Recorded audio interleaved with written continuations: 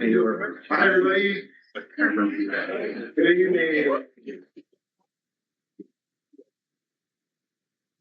All right, I'm Ryan Summers. I'm president of AFSCME Local 1624. I want to thank everybody who made the time to be here today. Also want to thank our council members for being here today for helping get this organized, for wanting to listen to the workers. We really appreciate you. First things first, I want to just kind of make a double check out there that folks are hearing us okay online. Maybe like, I know we did a tech check earlier, but always good to just be reassured. There's like a thumbs up emoji. For folks that need to use the bathrooms, if you go out this hallway and then take a left, you will run into them. I think in terms of parking, are there any notes that we need to make about that? No, I got it. Yeah, all right. And give it a round for the AFSCME staff who also help. If you're a City of Boston employee, we have some validations for you, and we also have some guest validations. So if you're with Travis County or you're just a constituent, we have some parking validation up there. And yeah, let us know if you're not able to access it or not. All right, so how this is going to work is we're going to turn it over to the council members here in just a minute to give some remarks. And then after that, we're going to open it up to you guys to ask questions. I am going to take the liberty of going first. I do want to ask them about our budget demands that we had sent out in the letter. But after that, it's all you guys. And so I do kind of want to just make a few comments. You know, let's please make sure that we're treating everybody with respect.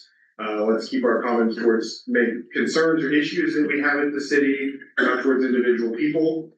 I think y'all know, the right way to act, but if you have any questions, let me know. If anybody needs anything throughout, please get in touch with me and the staff. We'll make sure to help you out too.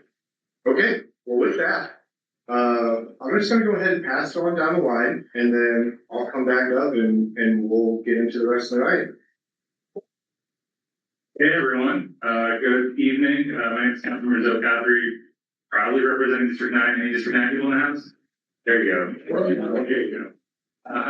I so appreciate I appreciate AFSCME staff so much for helping put together this event. I want to give a shout out to Samuel.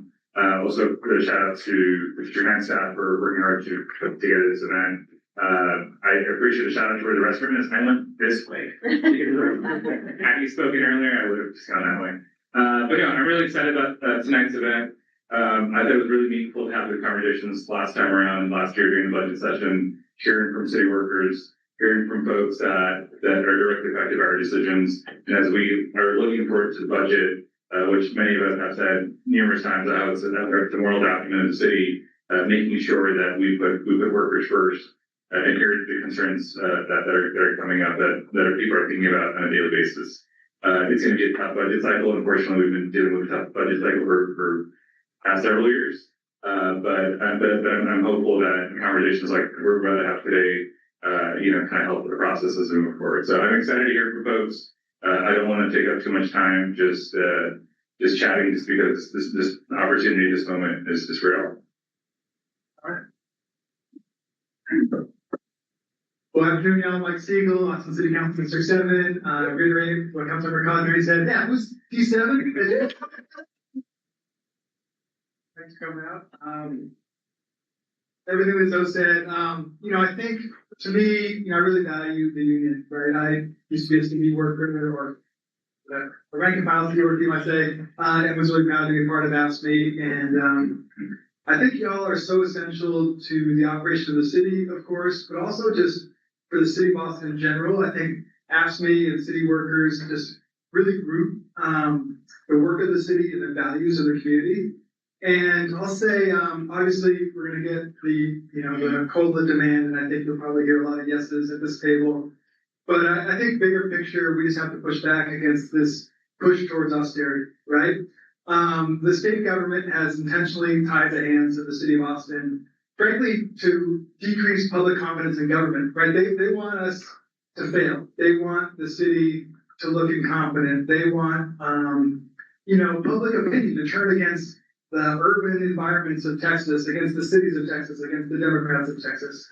And I guess what I fundamentally believe is that Austin, we don't have to bow to that pressure of austerity. We can look at these state laws and say, well, that really hurts working class people, that costs lives when you cut off funds for essential programs and services, but we don't have to accept it. And to me, that's what I'm hoping for in this budget cycle, is that we, show up as a council, as Councilman Qadri says, that we really embody this idea that the budget is a moral document, and we don't accept any easy decisions that are going to throw workers under the bus, that are going to throw essential programs and services under the bus. So that's my hopeful note for the budget cycle, even though we've been set up to fail, even though they want us to press the easy button and, consolidate workers and cut contracts. I think we have to dig in and find other ways to balance the budget that's on the backs of our workers. So thanks all for coming in. So I'm Krista Laine. I represent District 6. Let's just see how this goes. How many District 6 people are in the audience? I am not surprised. I am here to tell you this is not for the reason that everyone thinks that it is. It is not because District 6 is not supportive of unions and doesn't want the same kind of changes as the rest of our city.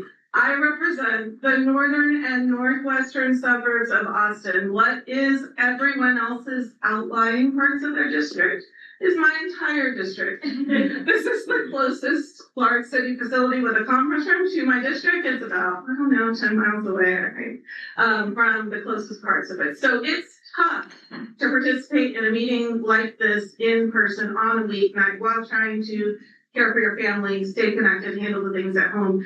And it's also tough to get people to even run for city council out of my district who bring the right values that really represent us and represent you and us in combination. And so I ran for city council on a platform of bringing people together, strengthening our community, strengthening the connections within District 6 and also between District 6 and the rest of the city, because we are far more similar than we are different. And one of the great pleasures of being on city council has been being able to find common ground with people like my friend here, Councilmember Siegel, who just talked about so many talking points that I could not agree with more.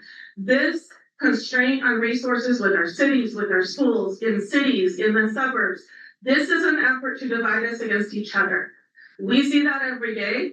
As we try to get things done, we have very common values that are very shared amongst you all.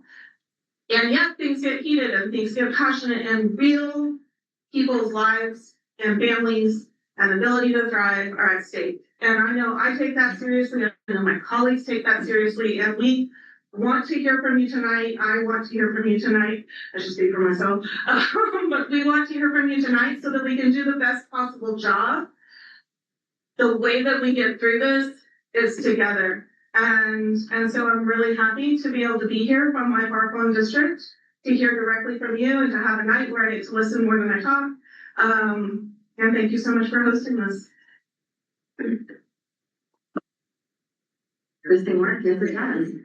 Good afternoon, everyone. I am Austin City Council member Paige Ellis, proud to represent Southwest Austin. Do we have any District 8 folks here? Perfect. I know I put you on a commission. Yes, you did. Library. Thank you. I appreciate it. Well, I'm going to talk about libraries too. So I think this is a fantastic forum for us to be able to really deeply connect and to hear you. I know that there's a lot of folks that can't take off time during their workday to come to an Austin City Council meeting and to come advocate for themselves and their other employees that work within their department and division. That's why I think this is such a brilliant way for us to collaborate. As I'm an AFSCME member, I think we're probably all AFSCME members. Good. I was hoping there were going to be a lot of youngsters here. I am the proud daughter of a retired public school teacher, and my dad worked the night shift at the hospital taking x-rays. And so I've always said that taking care of people is in my blood. I come from a long line of people who were educators, and I think it's important that we all pitch in together to make our community better. And I think that when we talk about the city budget, there's obviously constraints around how far does each dollar stretch and where do we see the most impact. And AFSCME is by and large the group that is advocating for the most city employees and doing a lot of the day-to-day work that people absolutely need to keep their homes going. My district we have one library, so we're not far ahead of District 6. And so there is also only one meeting space that's in my district that's not in Silver Park, which is the farthest northern region of my district. So a lot of people say, oh, you represent Southwest Austin, you must have Westgate, or you must have Menchaca. And I always say, I would love to have them, but they're not far enough south, it's far enough west. And so we really have to advocate for the people that are doing big work in Southwest Austin as well. And a lot of that work centers around parks, trails, your public works, your resource recovery, those day-to-day activities that a lot of people don't see until something goes wrong. And that's why we absolutely have to support the city workers that keep this machine going all day, every day. You don't get into city work and you don't step up to work for a municipality or the government if you don't have a heart of gold. It's where people need to be valued, they need to be appreciated. We need to step up and make sure people can afford rent, that people can afford to pay their bills, and that the harder you work, the more you're rewarded. And the longer you stay committed to the city of Austin, the more you feel that love back from the city council and from management. And so a number of the things that I've worked on in the past couple of years have included the cost of living adjustments that we've supported, extra personal days off. We've looked at how to make sure that there are healthcare advantages for people that are part-time workers that don't yet qualify for city healthcare, and vacation leave, making sure that if people were to leave the city and come back and decide to work for the city again with their newfound expertise, that they are effectively rewarded for it and that they are not set back with things like vacation leave and other sorts of benefits that you deserve for the city. So I care a lot about AFSCME. Proud member, want to keep doing work for you who keep the city running and help make our lives at home even better. And I also want to make sure folks know I am a proud renter. So all of those rent increases are something that I'm very familiar with, and wanting to make sure we have good housing and transportation policies to help offset those costs and minimize those increases. Thank you. Well, last but not least here, hello. I am Councilmember Ryan Alter. I'm sure everyone who hasn't raised their hand yet is from District 5, so I certainly, there we go, and Menchaca is not available for District consumption, sorry. No, you know, there's what less can be said after what has been said, but really and truly, first and foremost, you know, here to hear what you have to say, what you're experiencing, but you are the front line. You are the ones who are making the work we do actually happen, right? If we want to do something to improve, whether it's, I see people, the Parks Department, keeping the lights on, making sure we have clean water to drink, making sure we have affordable housing, all that is an abstract idea that then gets put into place by you.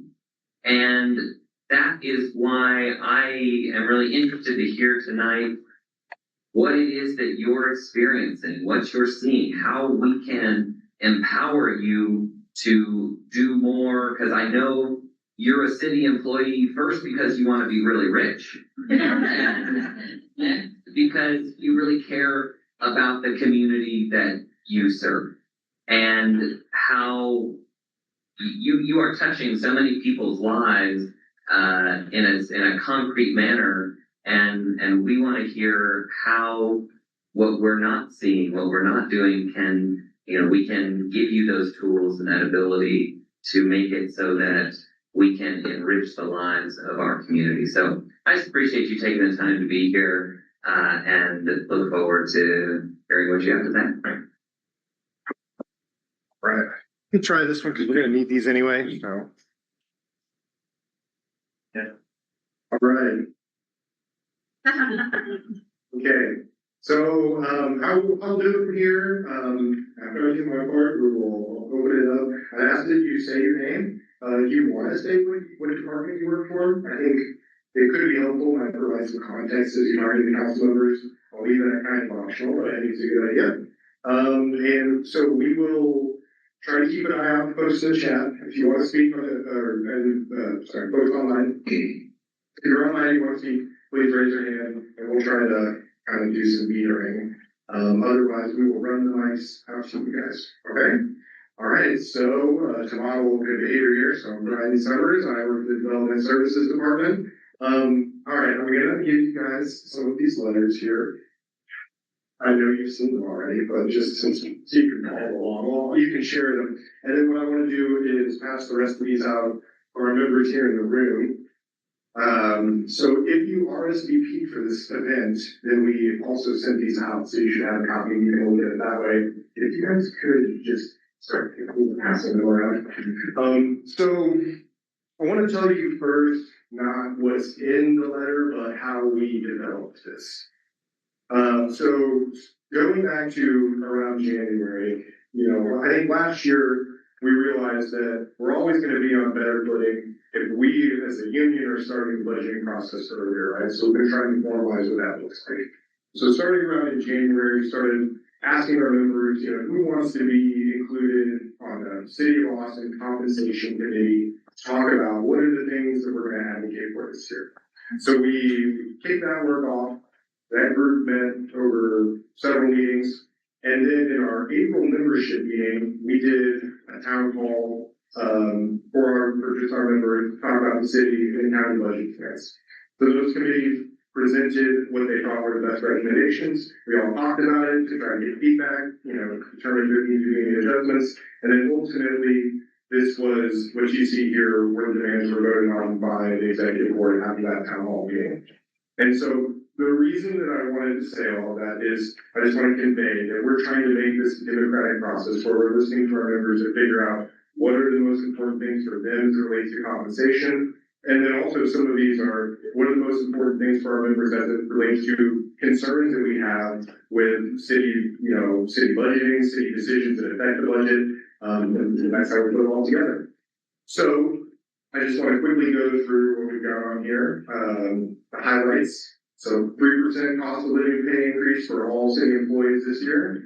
I think that 3% is just scratching the tip, or it's just a tip of the iceberg in terms of what true inflationary pressures that we are feeling. I also want to make a note that there are going to be changes to the health insurance this year, where they're trying to move folks from the HMO or from the PPO to the HMO. So you do that, you won't have a cost, but if you wanted to stay on PPO, then that's going to double in cost. So we're also just trying to recognize that. And then of course the need for better compensation because of the progressive COLA structure. This is something that we had proposed last year, and we're very grateful that that was voted on.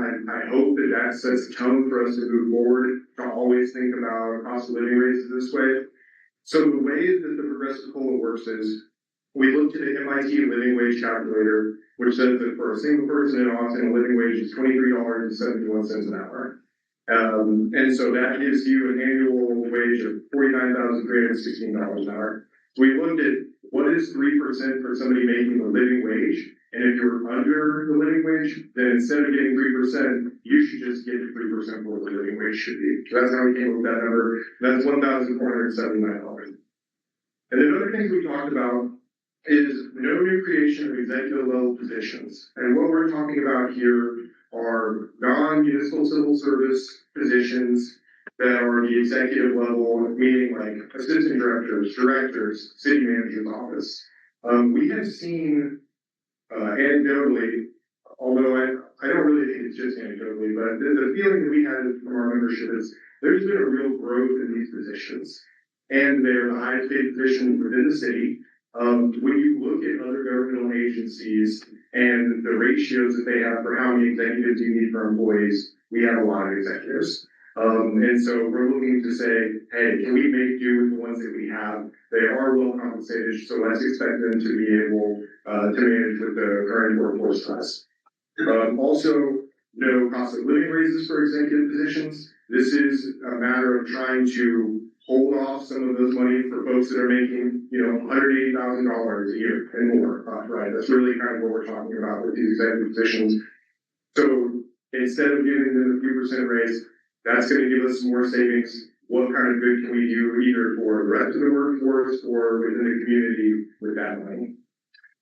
We would like to see an expansion of telework opportunities where it is possible. We kind of just continue to look over at our union siblings that are in Travis County, and we see that they have an expansive telework policy over there that essentially says if you're able to telework, you should be teleworking, right? We never really got there. We do sort of understand that at this point, it seems like we're holding flat with the current telework policy, but it's a matter of, you know, if we're not able to give pay raises that are truly keeping up with the cost of inflation, this is a benefit for our jobs. It also dovetails with the next point, which is to reevaluate the city's real estate portfolio to see if we can improve our financial position. And so we have more folks teleworking, perhaps we need less office space. We can move people in together, do we need all of these buildings? I know that the city has some pretty valuable real estate, either OTC, for example, or police headquarters. Do we have a plan as city management or city council really started exploring what we can do on a long-term horizon? And we talked about this one last year as well, because I think there is a recognition from us that this will take a while for us to implement it and see some benefits, but it's something that we should be thinking about.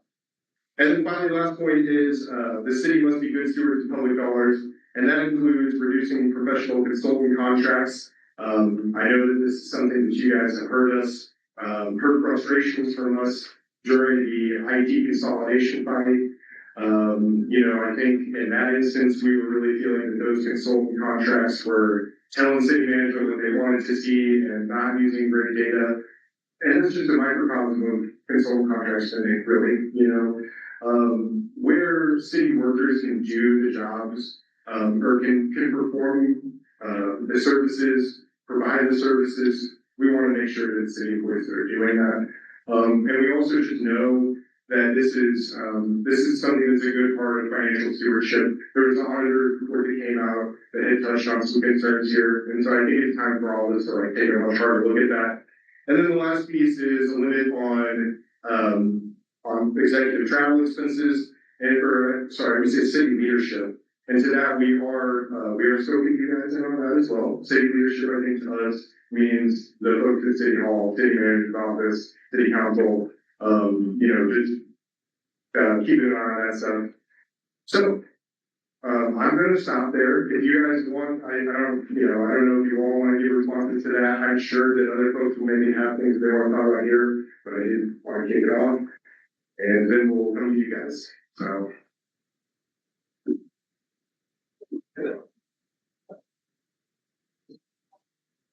Sure, just a response to this. I mean, yeah, to me, this is all common sense. So, I'm 100% here.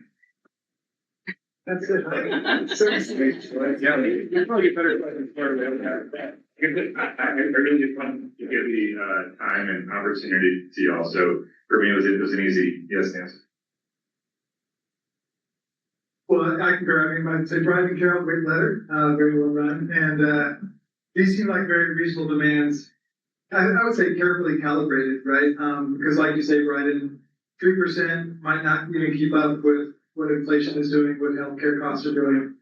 And it's absolutely a priority for us. I think we've already gotten a chance to fill out these, prioritization documents for city leadership. And I'll speak for myself, that was top priority. I think it's less than $8 million. So we have to find $8 million to pay for it, but I have no doubt we can. And I think the last item here, the city auditor produced a report showing that last year, now this is completely accurate, basically the report said $100 million was spent on general and professional consulting contracts in the last fiscal year. It later turned out that some of that was counting multi-year contracts. But that's a lot to work from, right? And if you talk to city leadership, they'll say, well, sometimes the Parks Department needs a strategic plan. Well, I think there's plenty of city workers that can put together a strategic plan. It might not be quite as glossy as what the consultant does, but I would rather keep workers than fund these consultant groups. And to me, that's a huge opportunity. I mean, we're not going to be able to get rid of every single consultant contract. Sometimes Austin Energy needs some very specialized outside resource. Sometimes the law department needs a lawyer that you can never employ full-time at the city to do, a bond program or something like that. But I think that's where we need to take a really hard look. I mean, definitely before we cut any programs, before we close any libraries, before we reduce the quality of any of the city services. And so, really thankful that y'all put this together, and hopefully you will lobby all 11 of us to make sure all of this passes. So. It's hard to follow up those answers. So absolutely, we need a cost of living. Absolutely, we need a COLA. I believe in a progressive COLA. I stood up for that in the last round of budget. I would again. it's easy to do so among colleagues that also support it. We have spoken in the past during our meetings about the value of telework, the importance of it, particularly when no matter what we do, we are not keeping up with the cost of living increases in our city. Our workers, our people, we need to have the flexibility to be able to take care of what needs to be handled at home and take care of what needs to be taken care of at work. Couldn't agree more with what my colleague here said about consulting contracts. There's the absolute cost of those consulting contracts.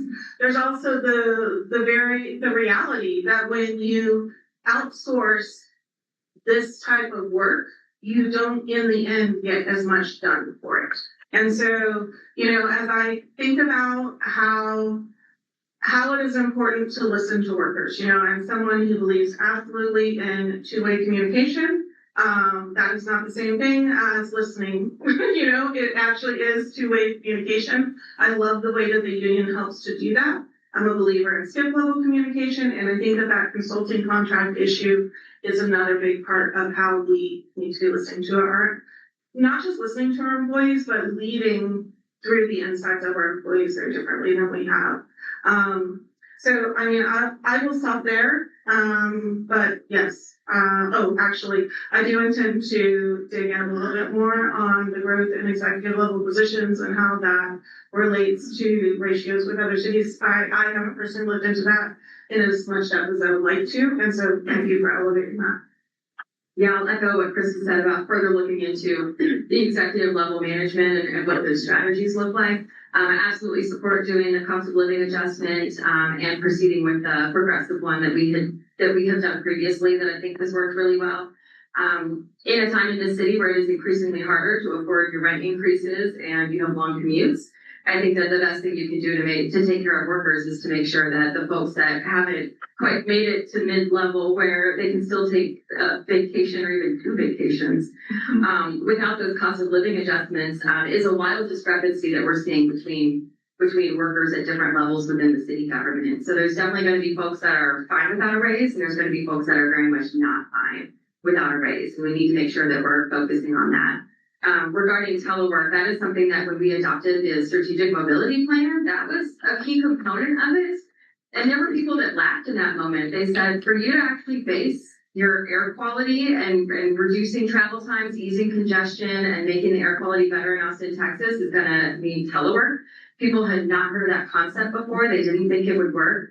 And now you see that there are a lot of employees that are more productive when they can actually get things done. And whether that's in the office or out of the office, I think there does need to be flexibility about specific skill sets and tasks that people are accomplishing, because a lot of folks can be extremely productive and more so by being allowed to telework. So I certainly support the letter. Yes.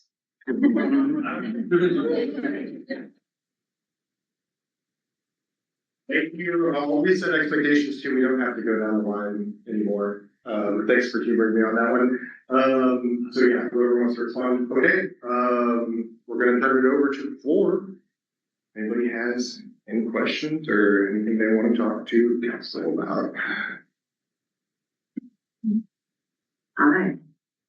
Ashley Krause, Austin Public Health. I did not prepare remarks because I walked in there, I'm not going to say anything tonight. Yeah, great.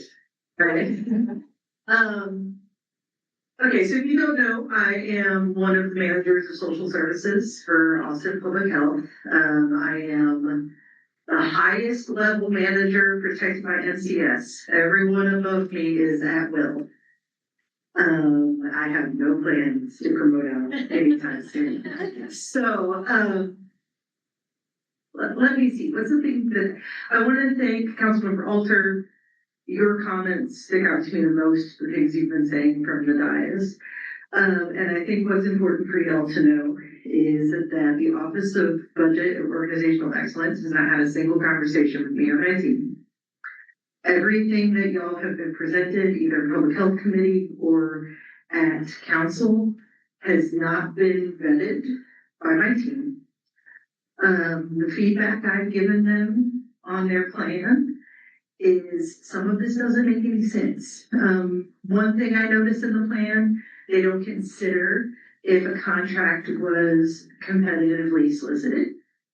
So they're talking about terminating contracts that were fairly won, as opposed to contracts that were just given either because y'all had some ideas of things that you'd like to do, or because somebody knew somebody who knew somebody that's going to give them a contract. Another thing that is happening is that performance is not in that rubric anywhere. I could save the city $5.6 million today if you just let me terminate the people who aren't performing well. The other thing that they've talked about, and 5.6 is a very specific number, as you can see, I've been focused on this. And then the other thing that they're not talking about that I think should be of great concern to all of you is they're saying, well, if we figure out who's performing well, let's merge some of these contracts. And the example they gave was Meals on Wheels to home delivered meals, and Central Texas Food Bank senior nutrition home delivered meals. Central Texas Food Bank primarily serves districts 1 and 5. Meals on Wheels primarily serves districts 6 and 7. So if you merge those, just give all the money to Central Texas Food Bank, you can maybe hire a few more staff, maybe get other areas of Austin.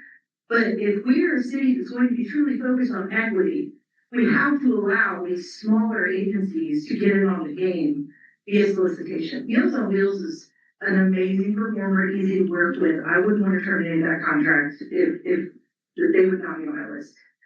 So I think the only way we save this thing is via the budget, because this rubric is not it. And unfortunately, this is the same pattern we saw with the IT consolidation. Like, they're not asking. I have 132 contracts. I could probably name 80 right now off the top of my head. Done in my head, probably name 80 of them. And literally, nobody's asking me. Nobody's asking my staff. And we come to work and do this work every day. So please consider that when you're considering the budget, that the rubric might not quite be what we need to go off of when we make these cuts. There are savings there. There are duplicative services there. Ask me, I'll tell you.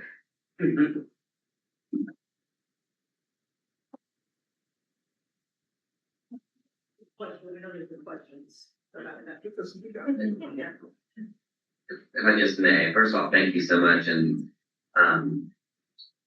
as I alluded to earlier, right, y'all are on the front line seeing things that we don't see, and the fact that you have not had conversations that we would just assume happen. That is the value of this conversation. So I certainly would like to follow up with you after this to talk more in detail, but I will just echo what I've said from the beginning, and that is that we should not be balancing the budget on the backs of those with the least. It is presumed to be just what we're doing, and that is just, I think, a false choice that is put in front of us. So I just thank you for the work you're doing, and I'll catch you after. Okay, sounds good. All right, okay, over here. Hi y'all, my name is Abby Varela. I am in AHR, but not representing my role right now, just myself as an employee. So I'm going to have a couple things I want to bring up to you all. I will say that most, if not all of us in the city are, as we should be aware, that the budget has only gotten more dire over the years. But I do think that all of us are feeling that this year is going to be different. People are worried about risks. They're worried about not getting a cost of living raise. And one of the concerning things is that before there were budget meetings happening with town halls and the community and stuff like that, there were some departments that had heard from the city manager that there were going to be these things happening. And then you have other departments that haven't heard this is happening. So I shoot up the chain to just be like, hey, just for you to have visibility to this, because some departments are scared and some don't know what's going on. So that in itself is difficult for us as employees. Additionally, with that, I did go to one of the town halls for community members, and as you know, when we attend those, we're meant to attend as constituents and not employees. So I was limited on what I could have. But the thing that I kept hearing left and right over and over and over again was staff cuts, staff cuts, staff cuts. Until somebody in the audience said, "Sir, are you talking about eliminating jobs that people are actively in?" We know that's a possibility. We know it's a high possibility if we're looking at really tightening our budget eventually. But by that point was the only time that he slowed down. We're going to achieve this through staff cuts, staff cuts, staff cuts. And by that point, he didn't sell it as a riff, but it instead was well, we do have positions open, so people just fill those in, or people are going to be taking on the work of 2 people versus 1. So you have that in addition to possibly a no cost of living pay. I know y'all are going to fight for it, but I'm just, giving my speech. And so that's concerning as a person with a lot of, I'm pretty out there, so I don't mind sharing this about myself, but I have a lot of chronic illnesses. Up until our maximum out-of-pocket raised, so I think it's $4,000 now, when it was $3,000 or lower every year. By mid-year, I reached that out-of-pocket maximum. So that means that whatever my salary is, right off the top, that $3,000, $4,000, whatever it is, comes off. So when I'm looking at the PPO plan doubling next year, and the billing that we're all getting is that's going to be passed on to us, I'm guessing co-pays are going to be worse as well. We all know what's going on around the country. And I don't even think that 3% is going to do much, but it's better than nothing. That being said, the other thing that was said to us during that town hall when the city manager was visibly getting frustrated was the only thing that the city has to offer is emergency management services. So that definitely was a little jarring. We know he's not going to cut everything else, but that's not really the message I hope to hear from the city of Austin leadership. And then I want to bounce off of what Ashley was saying. I do think we need to look at what we have for no bid contracts right now. What continues to happen with that moving forward? In my experience, the city is nowhere near what we're looking like on the federal level, but that does bring to mind, hey, we're looking at our budget. These are things that we might want to look at municipal level as well. And also that if there are things found that are not done within guidelines, that discipline is consistent across departments. Because obviously the budget is a big deal. I think that the one last thing I have is that we all know that there's a TLC program, teleworking program, and I think you mentioned it earlier, what the actual conditions were. But at this point, I do think that there are some departments that it is kind of just up to the director, and they've walked those back. So if that is something that y'all truly want to be happening, I think the rules probably need to be tightened up around it, just for y'all to look at and see what you want to actually happen. So that's all I have now. I do want to thank all of you so much for being here. I know that y'all are here because it's your passion, but you don't have to be here, and I really appreciate having you here. And to ask me for setting this up for us. Yeah. Quick question. I mean, thank you for sharing all of that. If you're seeing within the department that communication's not happening consistently with other departments, and you're elevating it to a supervisor, where do you think the breakdown's happening? Is it that the supervisors don't want to take it up, or that they're potentially being told not to? I think, from what I see and what I think, is that it is just being disseminated to certain departments, and not in an official, here's a memo about it, but management's talking to city leadership, and so then that information gets telephoned, whereas other departments, they're not having those conversations that can then get passed down and stuff, because it's not formal thing. Does that make any sense? It does, so there's gonna be memos going to specific folks and then other departments that don't have anything to point to and are left in the dark. Exactly. Okay, that's helpful for me to know, thank you. Alright, okay, I see, we're gonna go here and we'll go over there. We're doing good on time, so keep raising your hands and we'll get to everybody.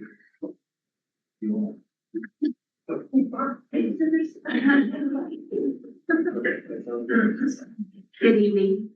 This is my first time at town hall. Yeah, this is my building. This is the first time. I represent, no, I don't represent, yeah, I do represent Austin Fire, but I live in District 1.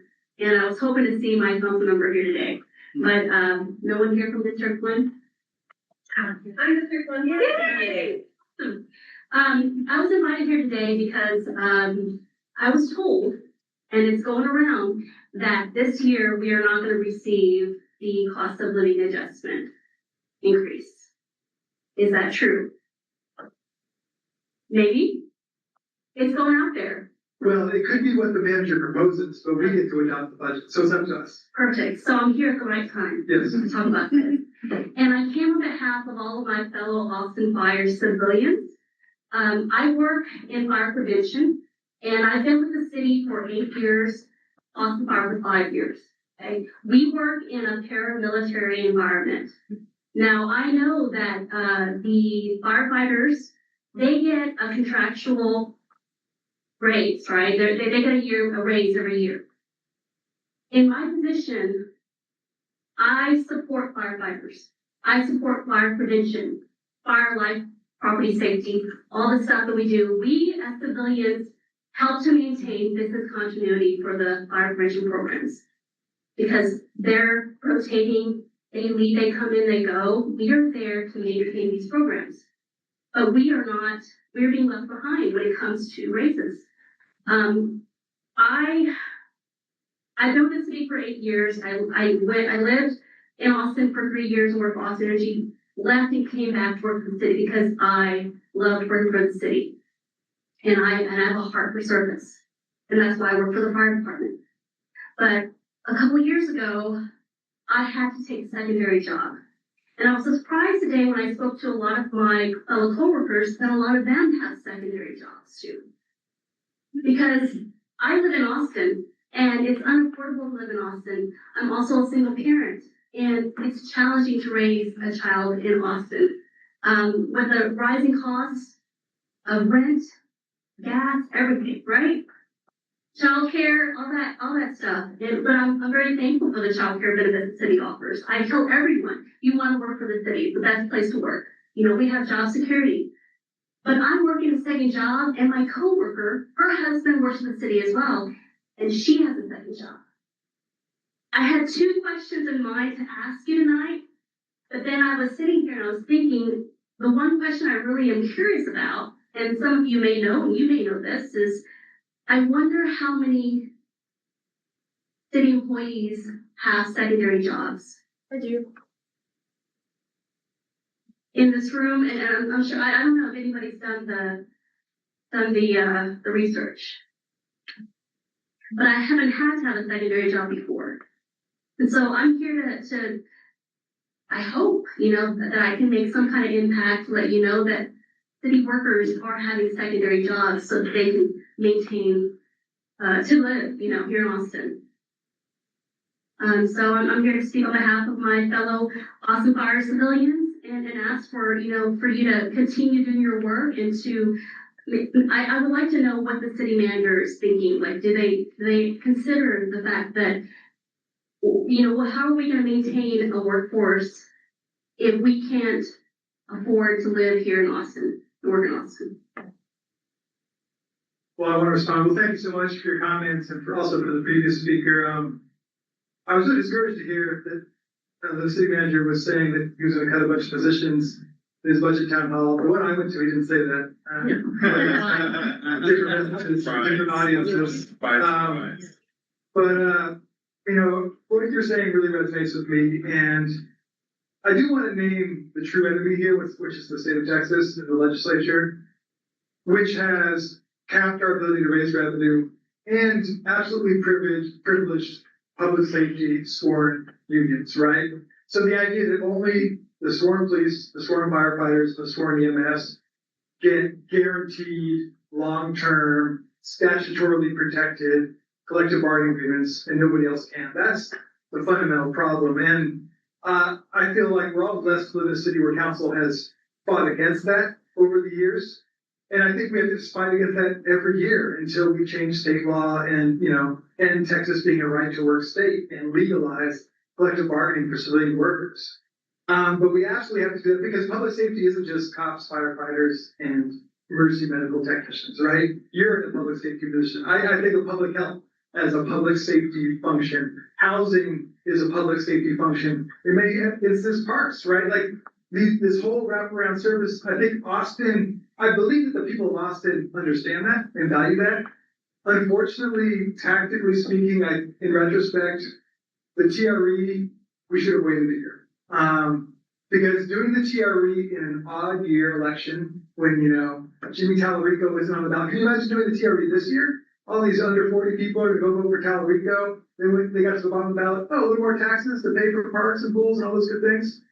So I think we have to think about when we're going to do a TRE again. I think that's a fundamental strategic question that the union has to grapple with, council has to grapple with. None of us want to run on raising taxes. I mean, that's an uncomfortable thing to do.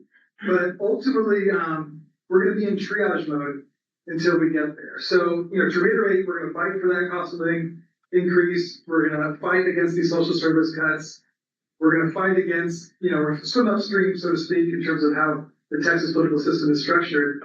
But we do need, even if we get through this budget cycle with a COLA for city workers, we need to return to this question because the money is in the community. We know that, right? This is a relatively wealthy community as far as American cities go. And so we have to figure out, until we have a better state government or a better federal government, how are we going to pay for the kind of city that we believe is consistent with Austin values? Yeah, I'll take another. Give me another for more money.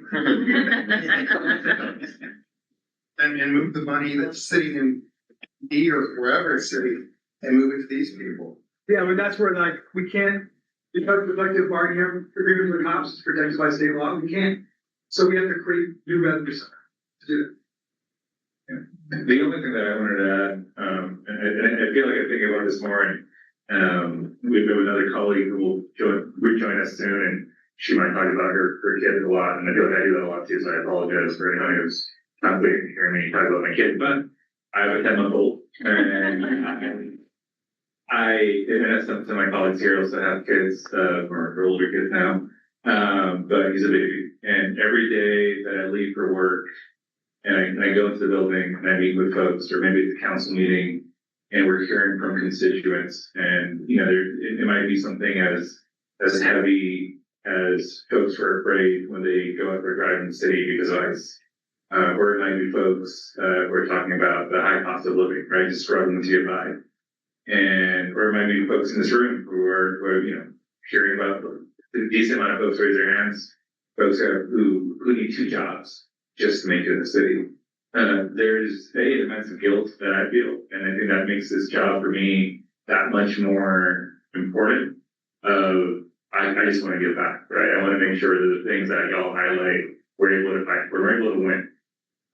Because, and Councilmember Siegel touched on this, like there's too much to lose, in my opinion. But also, we're not a fully functioning society, city. We're not truly in a safe, talk about from a public safety angle or a quality of life angle, if only one department or one group is getting their fair share, and that's highlighted a lot of the public safety departments, because of state law, you can't decrease their budget. So, we're not going to thrive as a city if Department X is always going to be fine, and then everyone else is suffering and worried about if they're going to keep their job, and people are losing their job, and we're understaffed, and this or that. I mean, one of the reasons I voted against the police, the police contract that came up a few years ago was, I don't think, truthfully, we're going to function as a city if APD gets theirs, but no one else gets theirs. And I think, unfortunately, we've kind of seen that come to light, and I think the budget situation that we're in right now, and for whatever reason, we were actually able to afford the contract, that we're gonna be fine. The moment the contract passes on out, we can't really do a lot of things anymore. So I think the speaker who just spoke, I thank you for your service. I thank everyone who's here. I know it's a hard time to live in, honestly, the city at times, the state, this country, because of the meanness and the hardships that come with the federal and state government that lack empathy. But I know here at the city, my colleagues are joining me today, and otherwise, we'll continue to fight, and like I said, we're going to fight for this list. Hi, thank you. My name is Paul. I'm a city employee. I want to thank AFSCME, Carol, your staff. Wonderful. And again, I am proud to be a city employee. I am blessed to work for the city. I enjoy telling people when I leave out, go to conferences and meet new people from different cities. And they're excited that I work for the city of Austin and how exciting it is. So again, I kind of praise that. And I want to thank y'all, council, again, for allowing us to do our jobs and the fact that y'all appreciate how we do our jobs. And in order to do that, to moving forward, I really want to express that 3% increase in pay, if at all possible. I mean, that's very minimal. I think we're not asking for 5 or 6 or 8%, like the city manager's offices. We're asking for 3%. Yeah, I'm all for, you guys getting a raise too. Y'all deserve a raise. Looking at this list, no COLA for executive level positions, but I think we're talking about the at-will positions. And even if we keep some of those or expanding, I bring the city manager's office into this, because now there's 10 ACMs, and I know I'm exaggerating, but it continues to grow. They're coming from different places throughout the country. And I think if we're going to continue that path of bringing in at-will executives, I think should be within our city structure and some sort of succession planning to allow us to go up the executive ladder, and that would be awesome to do. So I kind of praise that if moving forward to that, in we're going forward to hiring at-will positions. The other thing, I guess, is the expansion of the telework opportunities to the greatest extent possible. With the aviation department, we're not allowed, I want to say, telework hours. We're not sure why that is, but we're not allotted that. And we were talking about earlier about it being equitable and sharing that as a whole city. It'd be great, to have one day. I'd be excited to have one day. So just like you were saying, you shared, the balancing act of working, living, and your life. But it'd be great to at least allow the aviation to have one day telework. So I can't express that enough to allow us for that. And again, I'm not sure where that decision came from, but we're not allowed to telework at the aviation department. Let's see. The other thing I wanted to talk about, the public dollars, including professional consulting. And I know that's coming up, and that's kind of taking over FTEs. It's kind of a creative way of hiring professional consultants to do our jobs or our work without hiring FTEs, because it is expensive to hire FTEs and the expense. So it's cheaper to hire consultants to come in and do our jobs.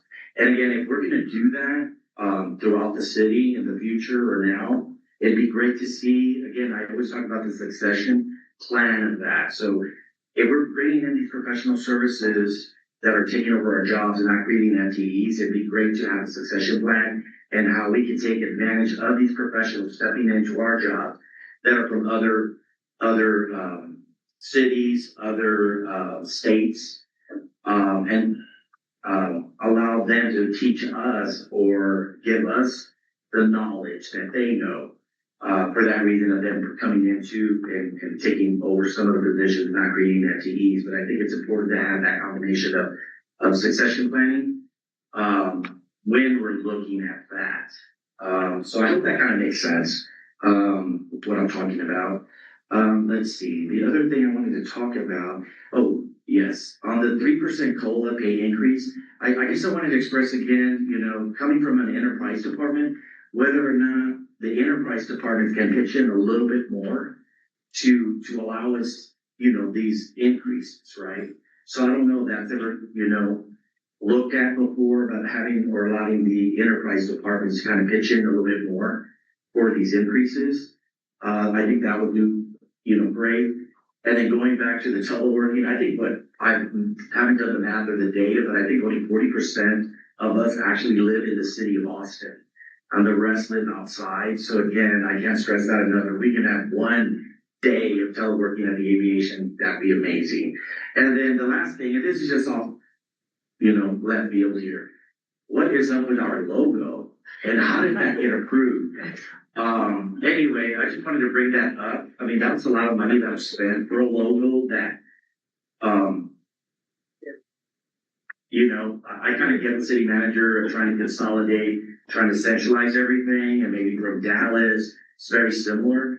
But that logo is just, I kind of like the old logo. I mean, I think it could have been meshed with that one maybe. But at the same time, it was neat to see all the other departments and the fact that we're such an eclectic city. It's so awesome to have those different logos that we had. And just those differences. And that's who we are as a city. It's just, we're so different. And I think that's so wonderful, again, when I go out to conferences and I say I'm blessed to be able to do that. Other cities talk about us. They talk about our airport, how wonderful that is. And again, we're very blessed. And we are being looked at from other cities. So again, I'll leave it at that. Thank you. Thank you. I just want to make it, just want to make it known, none of that anything to do with the logo. If we're going to blame anyone, I might blame former Councilor Mackenzie Kelly, but, yeah. I did see some good ones on Instagram when they saw that one and they said, I could do a better one. And I said, if we're gonna redesign a logo, we need to involve the artistic residents of Austin, Texas, and actually put that money right back into the community. Yes. Okay. All right. We're going to keep going. I'm going to make 2 comments. One, everybody has done an amazing job so far. And thank you for sharing your experiences. Let's try to keep them around like 3 minutes or so we can try to get more folks in here. And for folks online, we're still happy to take you as well. If you want to raise your hand, we'll come and get you. Hi, my name is Leslie Hutchin. I'm a coordinator with Art and Public Places in the Arts, Culture, Music, and Entertainment Department. The lovely segue from the last comment on the dais about paying creatives to do work for the city. Thank you to the union for creating this opportunity for us. I wanted to focus on really one thing. To bring in some context, AFSCME, the Arts, Culture, Music, and Entertainment Department, has the second smallest budget in the whole city. We are currently at 0.7%. The program that I work within, Art and Public Places, is actually funded by a city ordinance where 2% of capital improvement projects go to public art. That money pays for the creatives in the city and some in the state to do public artworks all over the city in all 10 districts. We have opportunities for emerging, mid-career, and established artists. That 2% also pays task orders that our staff is paid for, so myself. Our expenses, associated with any sort of like cost of living raise comes out of task orders from that 2%. We've not been getting our 2%. Recently, council had a resolution for AAPP to respond to, and in research while working on that resolution, found that we have not been getting our 2%. I know that a lot of working groups have come together and sort of culminated in a formal recommendation from Arts Commission, and it's recommendation 2026-0420-12. And I would like to know from the dais, like, who intends to support the recommendation from Arts Commission. This not only affects us as staff, but it is about also the service that AIPB does for the city of Austin in creating economic opportunity for artists that also creates assets for the entire city to enjoy.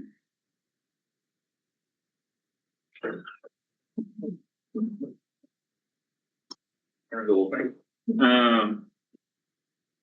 Yeah, our office has done a lot of work, around our in public places and with the AFSCME department. So I'm gonna give my, I guess, email out and, I don't know, sure. I'm gonna give my email out, and we'll love to connect and have a discussion on this where we could be helpful. And I'm sure your name was? My name is Lindsay Hutchins. Great, thank you. Thank you. I want to thank you for bringing this to our attention and ask with my staff and connect and get some of those specifics that you just shared with us. Art in Public Places is a program that I very much value. I think that as our finances get tighter, as the struggles of life become more real, it is only more important that we are able to experience art around us in our lives as we move through the city. And I also very much value that you genuinely do, as a program, get out to all 10 districts and support artists at all different levels. Austin became what it is in large part due to creatives. And I'm very committed to working to continue that work. And I thank you for speaking. Thank you. But I didn't write fast enough to get those numbers. 2026-0420-12. Isabel's on her way over. Thank you. Okay, I'm gonna go. Lori, okay, we'll go Lori, and then we're gonna come back and grab everybody over here. Hi, I'm Lori Mitchell. I work at Austin Water, and I just wanted to thank you all for coming here and treating us with respect. Because I feel from the city manager's office, we are treated with disdain. And that we're not viewed as valuable assets to the city. And I appreciate you treating us with respect. The second thing I would like to say, I was one of many people that spoke about one OTS. And the last time we had a public meeting about that, about 20 of us spoke. I don't know about anybody else, but it got back to me that the financial department was specifically upset with me personally and felt that I should not have spoken because I don't have IT in my title. And I think management needs to be aware that we all support each other. And what happens to my brothers and sisters affects me and everybody in the city. And we support each other and we stand together as a team. And I think the executive team needs to be reminded to respect us and that retaliation is not acceptable in our city. Even though it was offline and very casually spoken, it got back to me and I did feel quelled and scared. And I wasn't going to say anything tonight, and I'm like, I can't let them win. I have to speak up so that everybody else will speak up too. Thank you.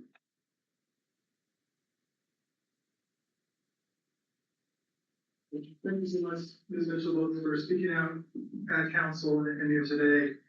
One reason I brought forward the resolution for a consultation process between the union and management was to create more accountability. And that program was just starting. There's just been a few of these meetings. But to me, that's a perfect topic for the union to bring to the consultation table. I will just share that in my conversations with the manager, he's mystified why we have a consultation process. Yeah. He's like, what is this? I used to work in Washington State. We had unions there, but this is Texas. We're not supposed to have unions here. That's, you won't be surprised that that's his perspective. But I think we just have to teach him, no, Austin's different, right? Austin's a union town. And I guess what I've asked of Ms. Guthrie and Bryden is that we make the most of this consultation process. So when Carol and the AFSCME staff are doing the grievances and doing the nitty-gritty day-to-day negotiations with HR, and something doesn't get resolved quickly, they should bring it to consultation. And when something gets brought to consultation and management doesn't act right or doesn't engage in good faith or substantively, then leadership needs to tell us, right? And so that we create this, seamless accountability and respect. I mean, we're basically trying to create out of whole cloth what Texas law doesn't let us have. But I think we could do it by agreement, by community agreement. And so, I'm really sorry that that happened. And to me, to the extent you're willing, I feel like we should push back formally against even the side comment because we don't want that kind of chilling effect.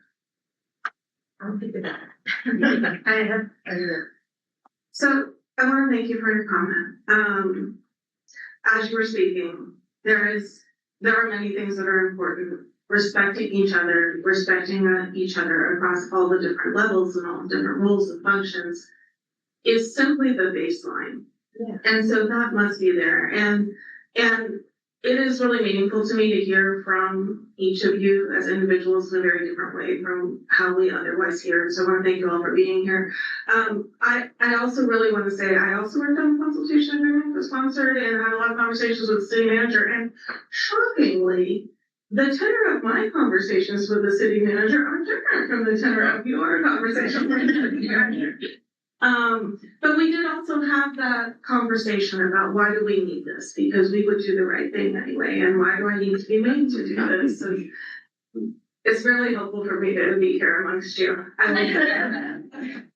And I think the thing is that our employees need to know, our union needs to know that there is a regular cadence for these meetings, that these are not going to be one-offs, and that we'll be able to build a different, I hope, kind of relationship over time. And that is the other piece. And you guys might laugh at me or not when I say this, I'm just gonna say it because I tend to just say what I think. That's part of me. But one of my hopes in working on that consultation agreement and in speaking with the city manager about it is that it could begin to form the foundation of what begins to be a different kind of relationship and interaction, so that we don't have whole rooms of employees that feel disdained by city management, because that's no way to be, and that's no way for our city to be. And whether it's on the dais or it's in the private meetings, I'm certainly working towards a city where we are working together for our community, and that includes all of us. So thank you for making it real. I will just quickly add that, what we were, is this on? Just gotta get real close. As we started this conversation, this is, not only a circle of trust in this room, but it's how the city operates. We get information every day from our constituents asking to make the city a better place. And it is you that are going to be doing that work. We direct it, but part of that, yes, is financial compensation for the hard work you're doing. And part of it is trust. Part of it is respect. Part of it is making sure that we all see ourselves as a family and a team, whether that's council, administration, or workers, no matter which department you're in and what your rate structure looks like, is that there has to be respect and there has to be appreciation for everybody at the city of Austin. Okay, I saw some over here, but I'm gonna take an order this time. We're gonna read this today. Okay. Okay, we're gonna go this way and then we'll come I'll back. give it quick. Warner, Austin Planning, and I echo a lot of the stuff about telework, healthcare costs, my employees that I supervise, that is like always on their mind. And it's really concern, there's been a lot of concern even since the last city manager's budget where this wasn't projected into this fiscal year that there would be a COLA. And so it's been on our mind for a year at this point. But another thing I wanted to talk about with the consultant services and kind of the person who said, oh, we might just each be doing 2 jobs, in the future or something like that. My one thing that council can do, so to try to bring a constructive piece of information, is to understand the timelines, right? Consultant services, at least in my role, are often more like staff augmentation in order to meet council deadlines, where the same project could be done probably with mostly FTE experience and expertise, but maybe on a slower timeline because there's just fewer of us. So that's just something that I have in my mind is we can't say we want to support workers and we want to all of these things, and then also, but we want to do everything all at once, even though we don't have any money. So I'm just trying to understand that push and pull. It's the money to pay for the work, or it's the work goes slower. And sometimes we might have to have the work that's not the essential services, that's not the social service contracts, going a little slower. Alright, thank you. Okay.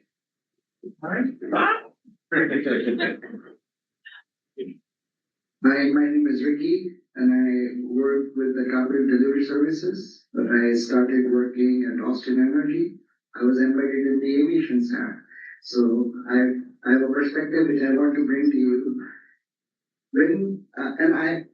Previous to working with the city here in India, I was a deputy mayor. So I worked on that side too. One of the things which I find is that there's always going to be, and there continues to be, a balancing act between your resources to provide for what you need to spend on. And in Austin, I was here when the Prop Q happened and everything. I saw that conversation. What I feel that we are not doing enough as City of Austin is to monetize a lot of resources that we have. I bring to you the attention of AEGB, Austin Energy Green Building, which was an initiative of Austin Energy long ago, which spun off LEAD and many other programs. Today, the City of Austin has knowledge resources in the upcoming world in AI. These can be monetized. This is a huge resource we have. I've worked with some brilliant people, all I've worked with during the airport time. Amazing people, lot of knowledge. That is one of the things. We are not adequately leveraging the public-private partnership opportunities that we can have. I have understood the light rail concept, and there would be stations, there would be things. Easy, low-hanging fruits. Why do we need to only look at property taxes or bonds? We have a lot which we can monetize, and I just think that there's an opportunity to do that, not to have us fight for 3% COLA. It's not necessary. We have a lot of resources that can be leveraged. I think so. Thank you for listening to us. Thank you.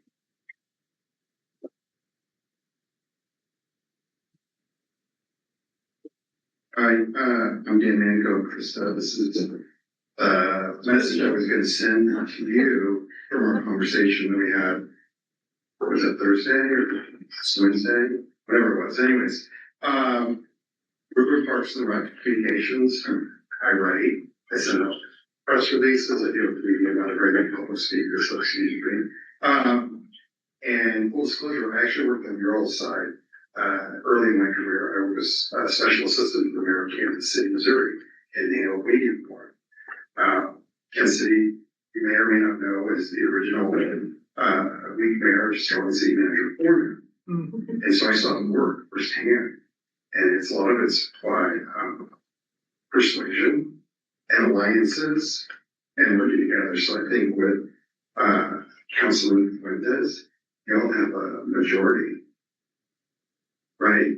Because the mayor is just another person on the council. So I urge you to keep that top of mind as the budget starts to happen. The reason I'm here to talk about a bigger issue, and again, thank you to the union, to you all for being here. And thank you so far for beginning discussions about fighting our person, Fourth Amendment rights in terms of what's been happening with the state and the federal government in terms of abducting people and putting them essentially in concentration camps. And I think unless you call them that, you don't understand what's going on. And it seems like day by day, hour by hour, worse things are coming out and are happening. And I thought, I really wasn't thinking about this last summer when I was tasked with auditing every single Parks and Rec facility to see what kind of signage and communications were there. And what struck me was the diversity of our workforce and how out there we are. We're in parks, at rec centers, senior centers. We're very public facing. We're very similar to resource recovery. We're very similar to other divisions, aviation, etc. We have lifeguards everywhere. We have rangers, etc. Last September, the Supreme Court said that I could get arrested si empiezo hablando de español, color de mi piel, it really, just by what I'm doing, I can get that and disappear. And the fact of the matter is, in this state, there's a lot of concentration camps where really bad things are happening. And I think that we as a city have to stand up to this. And I know our hands are tied by state government, federal government, but I approached this last fall when the Supreme Court made their decision in September, and I called City Legal. City Legal didn't want to talk to me. Just talked to HDR. They didn't want to talk to me. They asked me to talk to the equity office, which was essentially being neutered. And they listened and they were cool. And they said, write everything down that you've done and send it to us. And so I did. Then I forwarded the email to the city manager. And I got nothing. And I don't know if you remember, this is like no Kings. So I was like, this is some crazy stuff going on. And I kept on seeing articles. It was like, our workers, I didn't put it as a moral issue. I was like, pure, like, work shady. You're out and about, like, you're picking up recycling. You look a certain way, if people are around, they can come and abduct you and you're gone. And much like we don't have harassment or what you've gone through, our workers have to know that when they're at work for the city, that they're safe. And so that's the way I approach it. Multiple emails, no response finally. ACM reached out and said, hey, I hear you don't want to talk to you. So I met with the ACM. And they listened. I made 10 recommendations, of which, and it's not just me, there's been other people within my department, other departments that have kind of been, agitating about this going through channels. But I was told basically, the city government can't function without federal and state funding. And obviously, the mayor kind of threw the LGBT community under the bus in terms of the sidewalk or streets and all that. It was like, no, we need state money. And that jumped up easily. There's those old sayings about persecuting gangs, right? And all that. And fast forward to today, where people are getting killed. And I still hear, and I've spoken to a couple of council people, your colleagues, and I won't say who, but someone said, I hear you, but we don't want to make it worse here, and we don't want to get the attention of the state and the federal government on us. We want to keep people who are safe. I hear that, but guess what? We're already on everybody's radar. And when you're dealing with authoritarian fascist governments, you have to stand up and you have to fight. Look what's going on in Albania just this week, right? And I think it's y'all didn't sign up for it. I'm sorry you're in this situation, but it's become a moral issue of where you stand.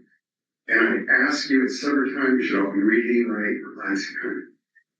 I urge you to read on charity.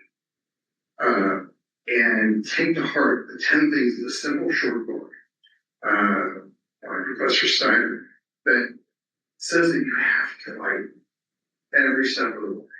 And yes, there's constraints with the state government. I know City Legal doesn't want to do this, right? Because the fact of the matter is that fighting this is not only morally good, but it's on the side of what the majority of us want. And by acquiescing or by not doing it, or looking the other way and not fighting for people's rights, for unmasking ICE agents, for not allowing ICE to operate in the city. Without doing that, 20 years down the road, no one's going to care whether this bond election happened. They will judge fairly or unfairly what you did at this moment and what we all did at this moment. So I urge you to start stepping up and push, because you are the policymakers, push these people. And they're very conservative, And they're not gonna wanna do this. Fight state, fight the federal government. Because watch what happens when they start doing this. You know, I had a city councilman wasn't telling me that Los Angeles lost and Minneapolis lost, and they didn't want to have this happen here. But those cities are still fighting, and they push the public opinion. 78% of the people don't like this. And hopefully that election still work this fall, and then we can see the results of that. So I urge you, please, fight.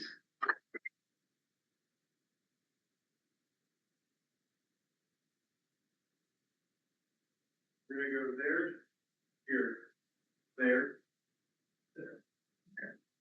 Brian, does this meeting end at 8? So this meeting ends at 8:30. We seem to have a good amount of questions left. As long as everybody's good to stick around, we'll keep going. Understand, I think we communicate 8:30, but if anybody needs to leave, we'll understand. Go ahead. Hi, this is my first union meeting. My name is Grace Collins. I'm a manager at Austin Aviation for the Airport Operations Center. I came today just to listen in, but hearing everyone speak, it kind of moved me to say a couple things, and I'm going to try to keep it diplomatic as possible, because we all have a reason why we are here and united with the union. I'm originally from Philadelphia. My father was in the union. My mother was an immigrant. I've seen companies take advantage of people. I worked for a private industry before I worked for the city of Austin 2 years ago. I do like working for the city of Austin. I love living in the city of Austin. But unfortunately, I think that sometimes people don't understand their rights, kind of going off of what the person before me said. But my main question is, I've heard many talks about certain groups being unified, for example, IT within the city, certain divisions being unified. Or if you're, for example, if you are going for benefits and you are trying to work with the benefits team, the same benefits team is responsible for employee relations matters. So you have the same manager that's overseeing both. So my question is, are those certain types of divisions of HR, will they be divided at some point? Because I heard many talks about certain city departments being unified. I haven't heard anything about them being separated at any point. But I'm taking note of it so I can figure out. Very cool, thank you. And is this like the shared services consolidation done? Yeah. There you go. I think, yeah, you guys should keep an eye out for it because I do think that they're looking at all the shared services, so that'll be on the list. Okay, we're going here. I want to get you over there after that, and then we'll kind of work our way back. Yep. Hi, my name's Kai. I support all the things. I think my question is also needing to, given the speed of some of the things that we are being tasked to do, I worry and I ask that we not forget the critical parts of community engagement and who we're engaging, because I think that that's something we may not want to lose sight of in sacrificing speed or efficiency is the term that we're given. A lot of emphasis are being put into like boards and commissions, which you guys point, but there are also just regular folks that are being left out of that dialogue. And I think that will end up being very critical and detrimental to how things come out as they start to be produced. Because I think it's important. I'm an equity manager, so I am one of those folks. I don't think that's a whole other thing when I talk about that. But like I think when we talk about like state reprisal and those things, I think what can sustain us is the voice of those folks. But if we're rushing to get plans done or programs stood up and they don't have that foundation, then it's not going to have the spirit in which you need. So just don't know what to say.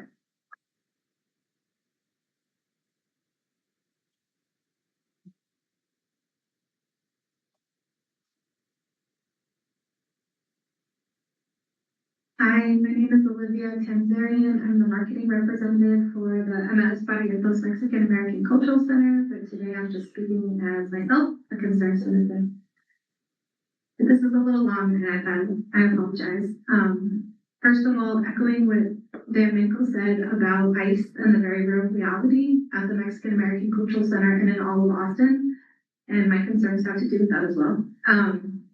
But moreover, in general, the establishment of AFSCME as a centralized art department directly under the city manager's office was initially presented to the Cultural Educations Program Division, formerly Museums and Cultural Programs, as a strategic move to centralize city arts initiatives. However, now that we're entering its second year of operation, the department remains severely under-resourced. It lacks specialized art administration experience, and it operates with constantly changing roles and no standardized transition plan. The continuous restructuring of responsibilities, the absence of operational support, they've created an unstable and unsustainable working environment for transferred staff. While these challenges initially appeared to stem from budget constraints, recent interactions suggest a deliberate administrative strategy, an intentional effort to undermine and destabilize employees until they're either forced to take on major increased responsibilities with no pay increase or quit, allowing the department to sweep those vacancy savings. Consequently, the current structure serves to systematically underfund and disenfranchise the City of Austin's arts sector. The recent proposals from AFSCME have been to cut our budgets, cut our temp staff hours, of which we spend more on temp staff than most departments, and reduce our programming. There's a push to turn the cultural centers into tourist-focused centers in order to maximize hot tax funding, create new revenue streams, and prioritize paid rentals by out-of-towners over free community use by folks who live in Austin. We've been told we're at risk of shutting down or greatly reducing our operations if we don't make this pivot. We already do rentals at our sites, but it's also a catch-22. We can't be a competitive space rental if we don't fund the facilities. We need the staffing, the building, and the equipment to be able to get those paid rentals. The cultural centers were all constructed due to community pressure for spaces that value specific arts and cultural communities. Due to their beloved statuses and long histories of community engagement, each of the centers requires marketing representatives and community engagement staff to appropriately engage and respond to the needs of the communities they serve. A lot of these changes are being proposed or happening because the folks who are recommending consolidation of marketing services don't understand the value of dedicated marketing staff who know and engage with specific communities, including language. AFSCME also does not have an HR department, among other things that it lacks. My position has been under attack ever since the AFSCME transition, even though my marketing Rep A position was created by a Quality of Life Commission. You can read about that in the Asian American Quality of Life Commission from March 18th, 2025, where they actually proposed to add more community engagement staff to the existing staff, not that we're consolidating. Again, after over a year of trying to be patient that things will change at AFSCME, I'm continuously disappointed. I ask you to protect our marketing positions in the cultural centers in keeping with that official recommendation, 202-503-18-07. Consider investing in AFSCME and in the cultural centers. Some initiatives that we really need that are in our budget proposals are security guards. As you know, many of our sites are downtown and we do experience a lot of security threats. We need comprehensive plans to keep our Latino visitors safe in the age of ICE raids. I also propose a few changes that are low cost, but with a high return on investment, such as a new revitalized artist database so people can register as an artist and get easier paid by the city, and also folks can look for, oh, I need a mural painter, oh, I need a musician, and have like a really comprehensive arts database. That would be a great return on investment. Better methods to pay working artists. Talk to me about that, because the process disenfranchises a lot of the Austin community.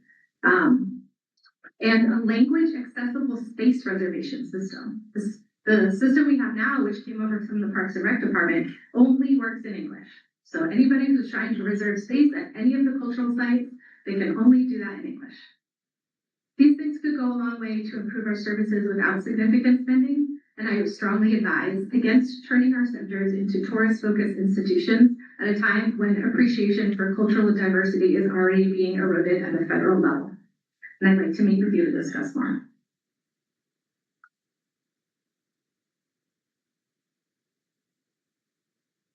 I'll definitely touch base with you, and also connect. I mean, there's two folks that have reached out about acting. So Natalie Geller's in the back, who's been working in our office around this. We'll kind of come together. Thank you. Okay. I got four here. Okay, really. I will. Okay, I'm gonna be quick. I'm gonna talk about money, I'm gonna talk about comfort. So, have you all heard that the Austin HR department, we went to a new workers' comp system. It's called the 504. It's part of the workers' comp fund.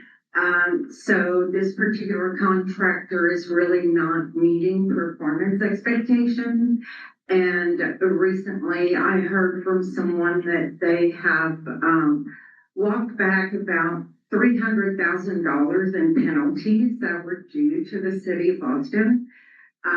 Those penalties have been waived. And I think at a time when we are looking for every penny so that people can have some sort of cost of living, I think that's highly inappropriate. I don't know if this passed on May 28th or not. I'm still trying to tie that down, but there was a consulting contract. I think it was $1 million first year, $1 million for the next 4 or 5 years to augment staff. And DSD, Development Services Department, I want to remind you that last year we did have a RIF at Development Services. There was only one person that was not placed. But at a time when we have heard that the city manager thinks our city is bloated, why aren't you adding millions of dollars to augment staff? Either you have the staff, hire the staff, or don't, but stop wasting our money.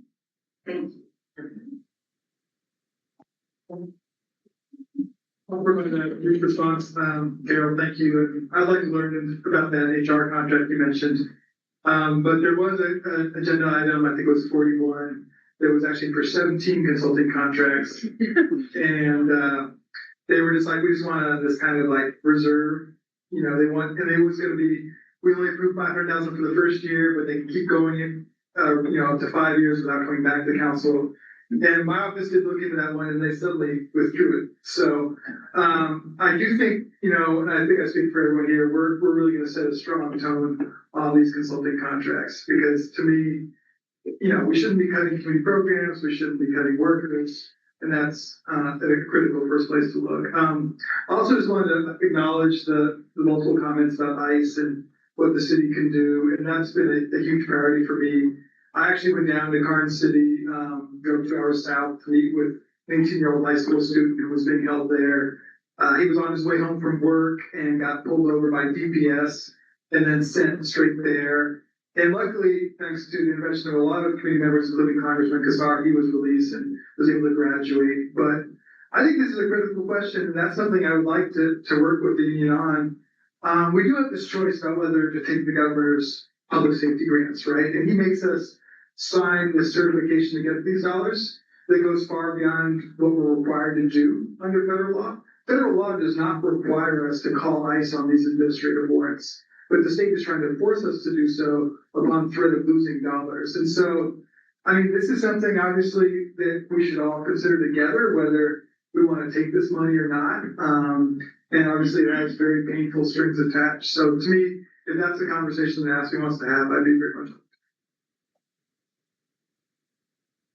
Yeah, we do want to have that conversation. I'll get you. You're a great job, Workforce Justice Committee. Yeah, I mean, just fight it. I mean, fight it every inch.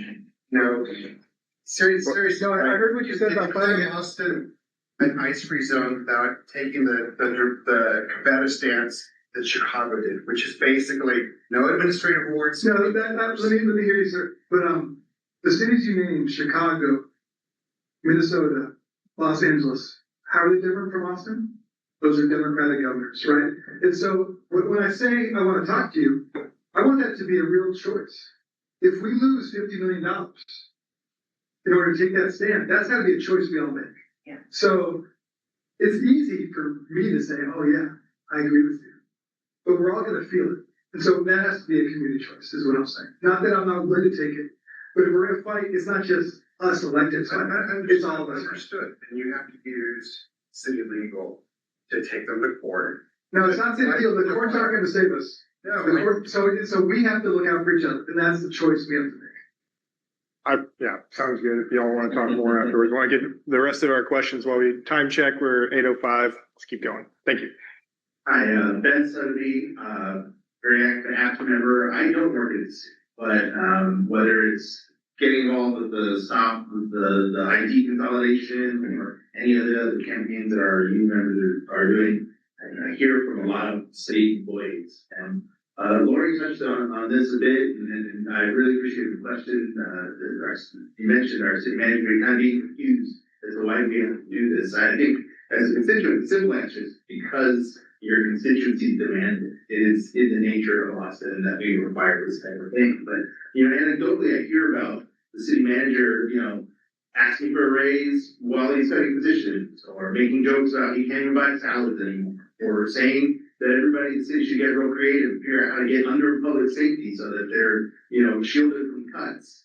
And saying that NCS is the single biggest barrier to him being able to fix the budgets, and so on and so on. I want you to continue to think on ways that council can instruct him on the culture of Austin and the expectation, and especially the expectation of respecting the workers. But a little more poignantly, where's his performance review? He was supposed to have one at 6 months. Has that happened? What can council do to make sure that does happen? If it's underway, how can the public be, up to date on that type of thing? I view it as an opportunity for the performance review, but also to instruct our city at large that we do have a council manager system where the manager doesn't call shots. We have elected officials who are collectively his boss, and that, directly, we voters don't approve them, but through our elected voice, we have, oversight over a city.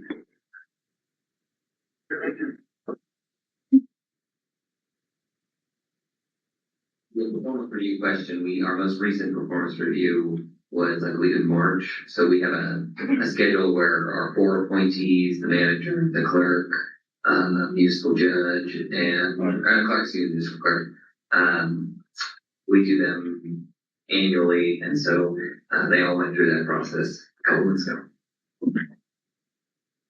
Yeah, this is, thanks for reminding me of specifics, so that, I just want to speak, a little bit to your question now, and then this is also going to tie back to this conversation that we've been having.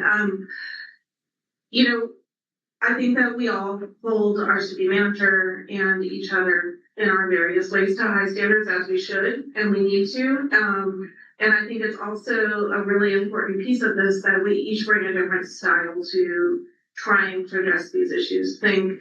I've seen every single one of us work and really put ourselves out there to try to address them, and it's important to bring those different styles. And so when we spoke last week on the side, on a break,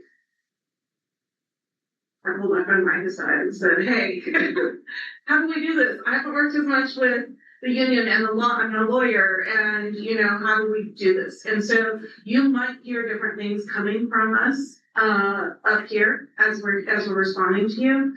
I really want to say again, your voices are very powerful, and we are each taking these things back in our own ways. And yes, I expect you to hold me accountable just as everyone else. I don't shy away from that, but also just know that we're taking those into the meetings that we have to try to work on these things. And I, for one, actually am here because of the times we're in.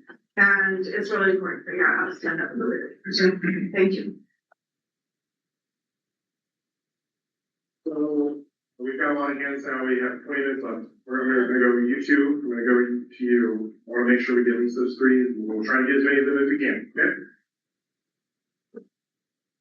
Julie Finn, Austin Financial Services. I am an IT procurement supervisor. I had coffee with Councilmember Siegel last month, I think, and I told him I will always talk about telework every time you put a microphone in front of me. And so I just want to reiterate that financial services moved into the Town Lake Center building that's been newly renovated. At that point, supervisors and managers were told we need to come into the office 3 days a week so that we have assigned offices. I don't want an office. I don't need an office. I can hotel like everyone else. But I was told by my executive, that's why I'm being forced back into the office an extra day. The director said, oh no, that's not true. It's to facilitate blah, blah, blah, blah, blah, blah, blah. So what is happening is telework is being walked back continuously. We have actually gotten 2 employees from aviation recently because of their 5 days a week. So thank you very much. However, when the economy improves and we can go somewhere else and we can get jobs out there that we can telework more, we're out of here. We're just benefiting from a crap economy right now. So I just want to drive that point. Secondly, there is a mechanism if departments spend more than the city manager's authority that they come and they ask y'all for forgiveness because they didn't have time to ask for permission. IT has this workaround. If they use the Department of Information Resources cooperative contracts, they have an approved contract that they can just create a DO, a DOK as we call it, and skip your approval for anything over $78,000 or whatever the authority will be next year. That master agreement is coming to you in September. And y'all have been asking really good questions, audio visual, holy crap, good job. Ask questions about that DIR contract. In the past, it's been as high as $150 million. They've worked really hard to get it down to 10. Okay. But they're still not planning their purchases and using this mechanism. That doesn't hurt them. They don't have to come and ask you for forgiveness. They just write their deal. So just want to bring that to your attention before it comes to in September. Thanks.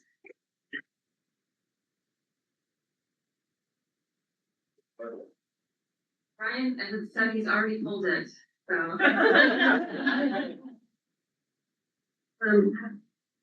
God, I hate microphones and standing up makes it worse. I'm gonna sit down again. My name's Sarah. I work in watershed and operations. I'm speaking for myself and not for my team. The first thing I wanted to say was just kind of also like telework, which I said, and that is just for all of like my operations coworkers who don't have the option to telework because they are like keeping us safe every hour of the day. And if there are ways to support my coworkers with, you know, the gas money that it takes for them to get here, I think most of them can't afford to live in the city, or you know, compensating them for the, you know, 2 to 3 hours a day that they're driving to town and back. Just like keeping that in mind. And I don't know what that looks like, but they really deserve it. Like they keep us safe.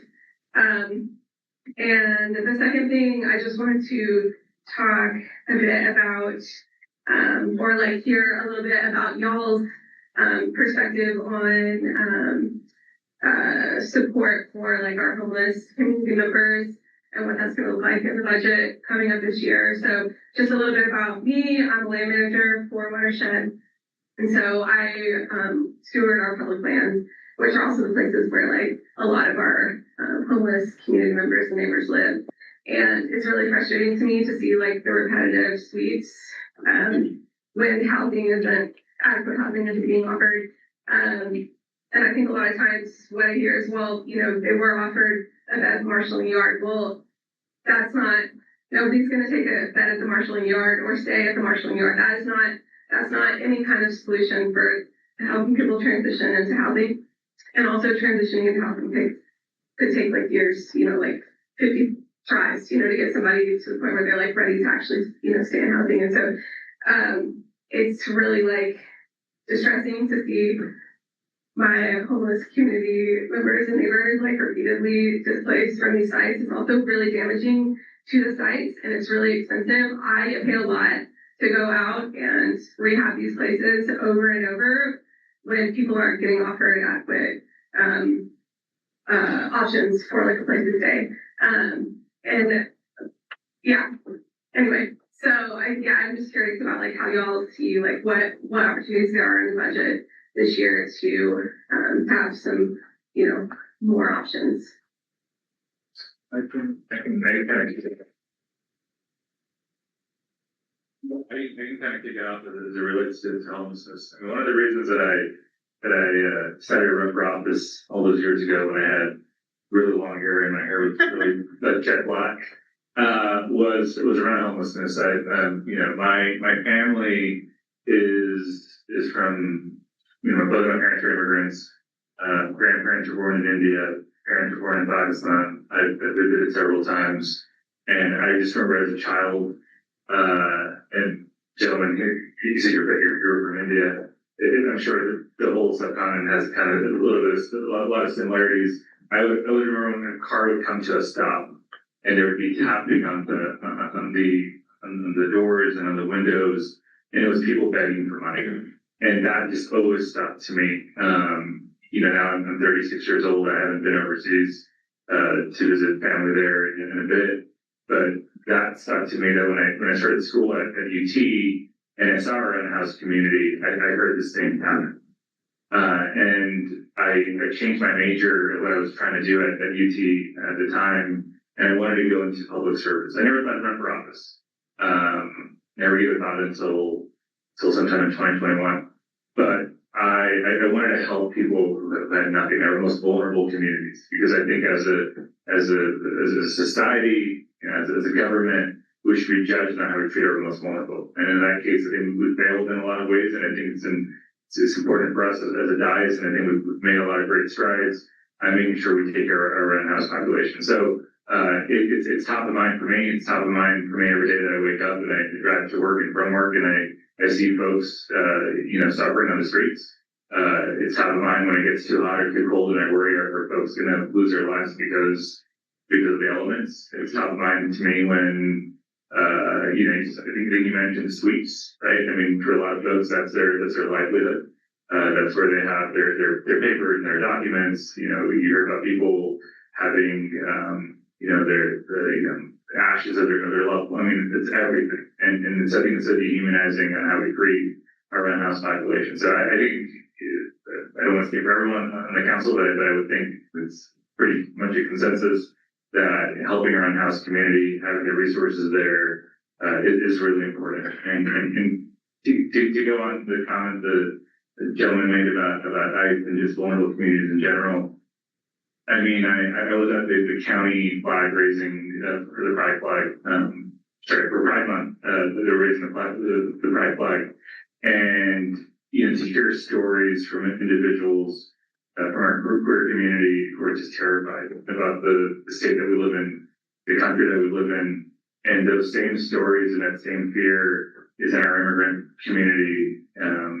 I'm someone, my name is, I guess I'm on council staff at Zo Qadri. My name is, my birthday, my government name is Zo Qadri. So to hear from folks who have, names like myself, who are just afraid about what's going to happen to them, like that's top of mind for me. There was I'm forgetting the kid's name who was taken away wearing a Spider-Man backpack. I mean, that's just etched in my mind. And I think it's important for us, going out what Councilmember Siegel said, when we, make tough decisions or going forward, like want to make it with community. Because, I think Councilmember Siegel also said, it's like, I don't mind saying, fuck you to the governor. And when it came to the last, the big thing around the general orders, I mean, if you really want to look at it, the governor was either saying you punish the immigrant community, people who are living in fear, or I'm going to withhold resources that are meant for victims of survivors of sexual assault and all that. So he's an awful man, and he's putting us in a really bad situation. So I think moving forward, I think it's safe to say most of us are ready for the fight, and maybe at times and too, like if I deleted social media from my phone, but if I hadn't, God knows what I'd be saying after that. But want to make sure that we're in lockstep with the community because it's important to fight back. It's important to show solidarity because it is unfortunately dark times that we're in.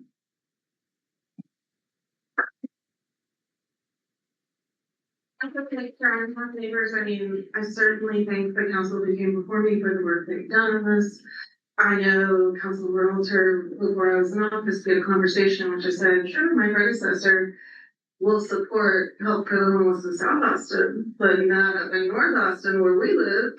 And, you know, this is something that's really important to me. Affordability must come to all parts of our community. I mean, y'all are very tired of hearing about the ways in which some of the support that we provide to families through AFSCME doesn't reach my district. That's 95% around our ISD and 60% in Williamson County, yada, yada, yada. But, you know, it's critically important that when we are trying to reach the people who need help to keep them off the streets before they land there, that we are actually reaching out to through our entire community, finding the gaps that we haven't yet recognized and starting to fill them. And, you know, my district has had one of the fastest rates of growth of homelessness since the reinstatement of the camping ban, and we have not had an increase in connection to services. But what we've had is cuts to public transit. That's about what we've had. And so for myself, the way, in addition to what we as a council do, what I am trying to do is find ways to connect those who care, who are in community with each other, in my district, who want to make a difference with ways to do so. This morning, I was at a groundbreaking for 4 units on a church property. They are renovating an old building on that property so it can house 4 homeless families. Short-term housing for a few months. We also had our second ever affordable housing apartment complex, I believe, open in our district a few months back, and they've got some spaces reserved for just these types of more long-term needs. And so that's not going to solve our homeless problem in the city of Austin. Nothing is, you know, that's where we're at. But I really believe in a more decentralized model for how we support people in need and help them to stay in and connected with the community that they are in. You know, we don't have any we don't have any family shelter available anywhere in North Austin.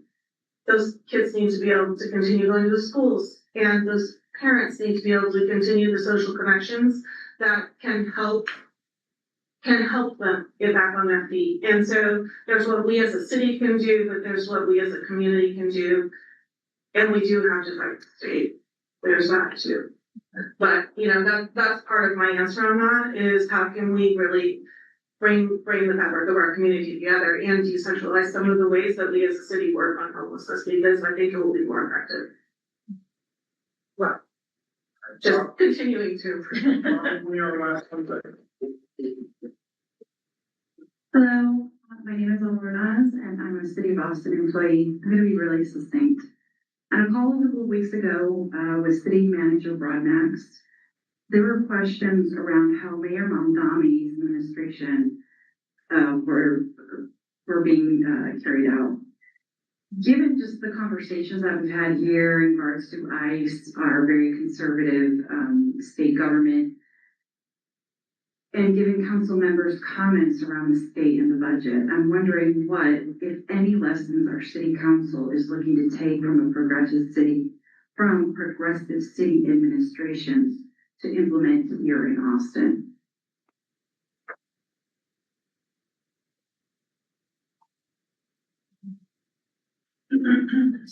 Well, you probably won't be surprised. I'm a big Mamdani fan. I'm not a Knicks fan, but I'm definitely jealous of that good life. They're living in New York right now, where he balances the budget, but permanently funds libraries and is making, you know, slum landlords pay renters back for back rent. I mean, it's really a powerful illustration of what government can do. And one of my reflections on that is that's why the state is so hard on Austin. they don't want us to show that government can actually work for working people, right? That we could just focus on filling potholes one day, we could shovel, we don't have that much snow here, but like just the idea that on that massive snowstorm, he's like, you know what? We're gonna pay people $40 an hour to shovel snow. And that's gonna get all the snow shoveled, right? Like I think there is a real, demonstration happening in New York City, which is so important for the whole country, of how government can work for working class people.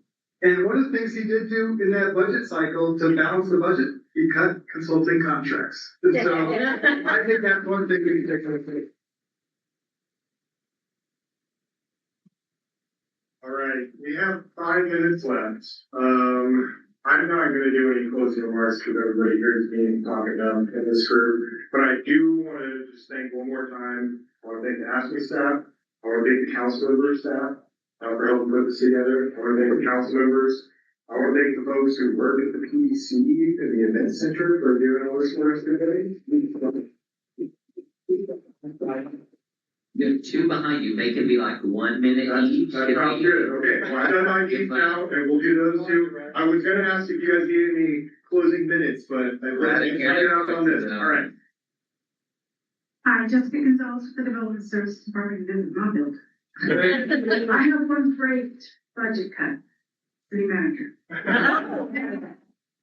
The second one is, I don't think anybody's really thought about the mail. You don't know how much mail we get in return.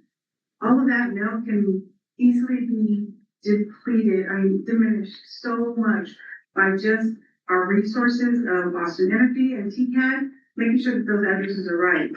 So, could the development services get that much mail in a day? What about the other departments? Boston Energy. I get a ton of mail back. There you go. I actually took it upon myself for 1 month. I counted how much in return mail we got. It was somebody's salary for the year. So we really need to look at that. All right, take us home. Oh, and then afterwards, if folks want to take a picture and council want to take a picture with us, we'll do that up there afterwards and make it very great. Okay, I'm very old. So when I got my license to drive, I was able to fill up my very tiny car, which had like 12 gallons of gas in it. I was able to fill up my car at 33 cents a gallon for about $2.30 total. And minimum wage was just under that. So it is my theory that minimum wage should equal a tank of gas. So I'm currently spending just for a half a tank of gas, roughly $40 every time I am topping off my tank, because I go down to a half and top it off. So I respect and appreciate MIT with their $23 and whatever, but honestly, minimum wage should be a tank of gas. Thank you. Do we have any other last calls? All right, well.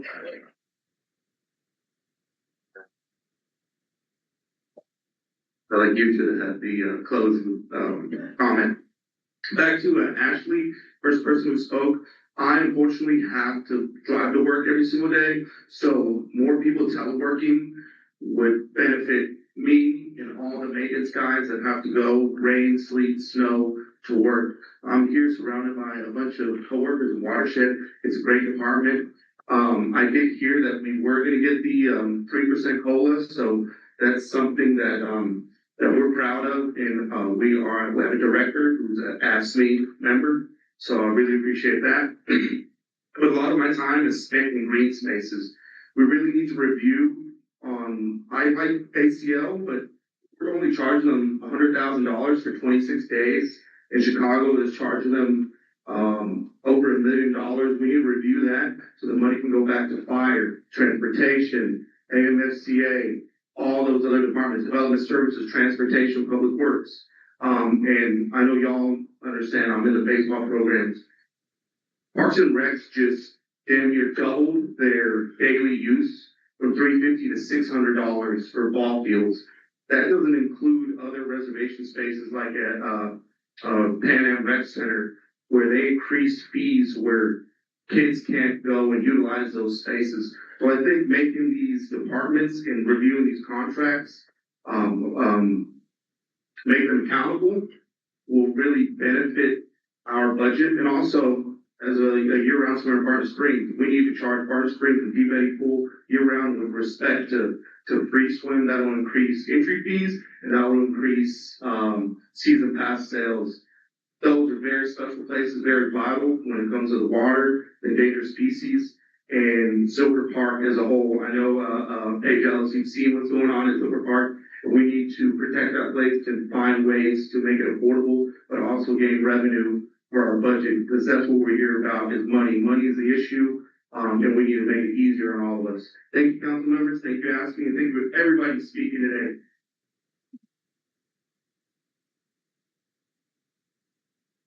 Well, if you say that, photo. All right, with that, let's take a photo. Take a photo. All right, sounds good. Thank you, everyone. Once again, have a good night. You guys want to gather for a photo?